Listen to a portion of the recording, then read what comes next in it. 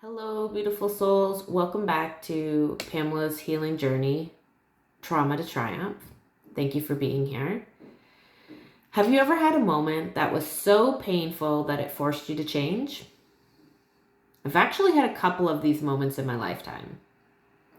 The first when I was 13, another when I was 19 and found myself in a women's shelter with my infant son, when I was 27, and then lastly, a few years ago, when I got my brain injury. You see, healing isn't a one shot and then you're done kind of deal. It's just not how it works. It's a process that happens in chunks. And thankfully so, because healing requires you to do some hard work and to face the darkest moments of your life. Thank God it's not done all at once, because honestly, I don't know if I could have done it if I had to face it all at the same time. So I'm going to share with you my experiences of those 4 moments where it was just so painful that I was forced to change. So the first one happened when I was 13. Again, as a young child, I was sexually abused. When it came to light, I was instructed not to talk about it. Okay, in fairness, instructed may be a little misleading. The truth probably is something more like it was not discussed, and I believe that the hope was that I would forget about it if we didn't talk about it. So we didn't talk about it, and I did forget it for a little while. But around the age of 10, I began to have nightmares and flashbacks and started to remember the abuse that had happened. At the age of 13, my first year in high school, I was having panic attacks. My anxiety was through the roof. The nightmares had continued for the last 3 years.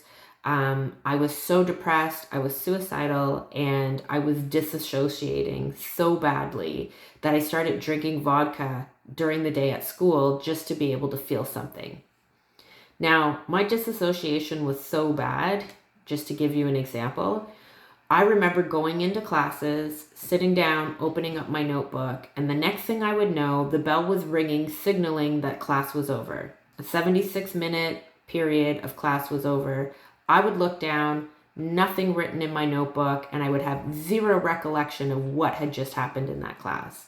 That is how badly I was disassociating. I knew I needed hope, but I didn't know how to find it, especially on my own. And I couldn't talk to my parents about the abuse. My relationship with my mom at that point was so disconnected, and she was not a safe person for me. My dad was, but I didn't know how to talk to my dad about this because it was sexual in nature, and the people that had harmed me were his family members. So that was the first time that I was forced to make a change. The second time I was forced to make a change, I was 19, I was a new mom, and I found myself living in our local women's shelter with my infant son. A worker there challenged me by saying I could not truly love my son unless I learned to love myself, and that if I didn't deal with my trauma, that I was going to pass it on to my son. That's one of the moments in this lifetime where I saw red and I almost became violent. Like, I literally wanted to rip this lady's face off. Thankfully, I didn't. And with a little bit of reflection, I realized that the reason I was so angry was because what she was telling me was true. So I knew then that I was completely emotionally dysregulated. I was so quick to anger. I was depressed. The anxiety was crippling me, and I was hypervigilant. So that's when I started my 20 years of CBT therapy. The next moment in my life where it became so painful that I had no choice but to hop back onto my healing journey was at the age of 27. I was now a mother of 2 boys. My marijuana maintenance was no longer working. I was having panic attacks again. The nightmares began. I was passively suicidal, and I knew that I need to refocus on my healing journey for the sake of my kids. The most recent forced back into my healing journey was about 4 years ago after my brain injury, when I lost the ability to care for myself. The panic attacks returned again. I was close to actively suicidal. I was praying for death. a lot. My body was riddled with pain. The intrusive thoughts ruminated all day. I knew I needed to push back past the traditional understanding of CBT because after 20 years of therapy, the trauma was still trapped inside my body. So that was my most recent wake-up call. Now, I gotta tell you, with these wake-up calls, I tried to ignore each one of them. I told myself I was strong enough to push through. I went into denial about the severity of my situation, and I waited far longer than I should have. Like, honestly, I can be my own worst critic, and I did not want to reopen that door. Because honestly, who wants to relive traumatic events? Most of us just want to forget them. We don't want to face them head on. But my first steps to healing was to accept the reality of my situation. I needed help. I needed to heal. And I could either continue to live in the distress I was in, which was impacting my children, or I could step up to the plate and do the hard work. So my first steps to healing is always to be seeking support from the only place that I have ever felt safe, which was the women's shelter that I found myself in at the age of 19, so my community. I'm going to name it here because they deserve all the accolation that they can get. And if anybody is so inclined to feel like they want to donate to an agency that's doing really good work in trauma, Family Transition Place is where it's at. They have been my lifeline. They have been my access to professional services for trauma. It was there with their help, and I've only seen 2 counselors.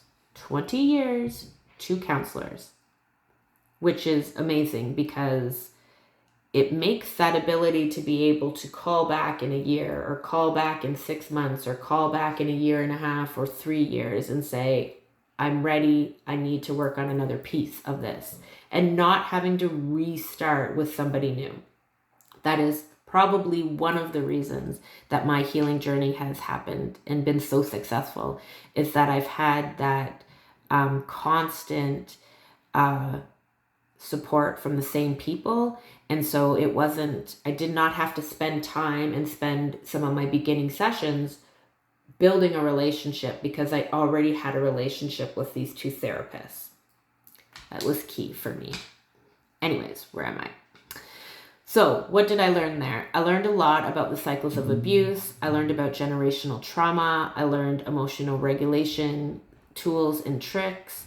I learned how to do boundary setting. First of all, I had to learn that it was okay to set boundaries. And then I had to learn how to set boundaries and then follow through. Grounding and breathing techniques, self-esteem and self-love, and how to be a better parent and build healthier, stronger relationships. After my brain injury and that wake-up call, I was introduced to energy healing through Reiki. I began my journey to discover my spirituality, and I finally made efforts to build in meditation and mindfulness into my life and into my practices. So I'm not going to go into details about tools or tricks or techniques or energy healing or meditation or any of the modalities that I have used during my healing journey. That's not what today is. Today was about sharing a little bit of my story and how these wake-up call moments in my life had brought me to a point where I had to step back onto the healing journey. As I reflect on what I've shared with you today and my experience, I'm so grateful that I eventually answered those calls to change and to work back, to focus on my healing. When I reflect, I see my strength and my courage because it takes a lot in our society to say, I need help. I see my commitment as a mother because in the beginning, I chose to heal for them, not for me. And when it got hard, it was Pam the mother that said, suck it up, Buttercup. Your children don't deserve your trauma. You will not quit. And as a parent, I would walk through fucking fire for them. And I did, because I made the choice to eventually answer those wake-up calls, and I walked through the difficulties of that healing journey in order to heal for them. If what I'm saying resonates to you, I encourage you to surrender and take that first step. Tell yourself, I am going to heal. Tell yourself that the experience was not your fault, but that the healing from it is your responsibility. And gosh darn it, you are strong enough to heal. Finally, I want you to know you're not alone. I want you to know that the rewards from healing are far better than you could ever imagine. The freedom and peace that I have today to live my life based on what is best for me is worth every hard day I experienced on this journey. And I promise you that you have already survived the hardest part, which was the traumatic experience. You not only made it through that, but you continue every single day. Not everyone does that, but you did. And I need you to know now that you deserve freedom from it. So as I wrap up, I'd like to ask you, if you can relate, please like this video. If you are comfortable to comment, let me know. Have you had that moment when the pain became too much?